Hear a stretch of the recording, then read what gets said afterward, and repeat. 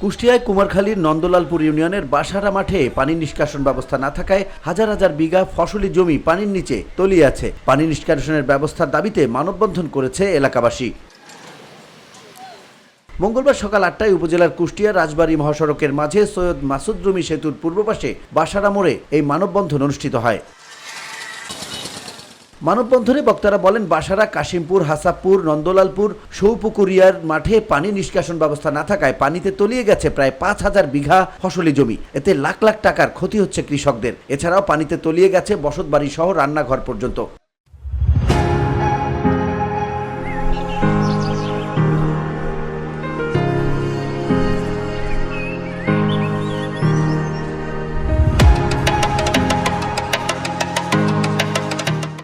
বিশেষ করে কয়েকটি স্থানে খালটি ভরাট করে বসতবাড়ি গড়ার কারণে আরও বেশি বিপাকে পড়েছে প্রায় ৫টি গ্রামের ২০,০০০ মানুষ। ভুক্তভোগীদের অভিযোগ, বর্ষা মৌসুমে বৃষ্টির পানি নিষ্কাশনের পথ বন্ধ করে দিয়েছে স্থানীয় প্রভাবশালী মহল। তারা অপরিকল্পিতভাবে পুকুর খনন করছে, যেখানে সেখানে যে যার মতো বাড়িঘর নির্মাণ আর এলাকার বিভিন্ন ব্রিজ ও কালভার্টের মুখ বন্ধ করে দেওয়ার পর থেকে এলাকার শত শত একর কৃষি জমি জলাবদ্ধতার মধ্যে পড়ে সৃষ্টি হচ্ছে ফসলের ব্যাপক ক্ষতি। মানববন্ধনে উপস্থিত সবাই দাবি করেন, দ্রুত খালটি দখলমুক্ত করা হোক এবং পানি নিষ্কাশনের জন্য প্রয়োজনীয় পদক্ষেপ নেওয়া হোক।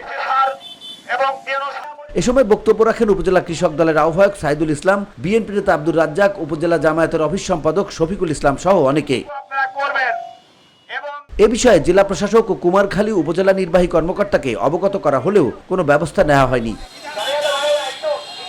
VOD Bangla news desk.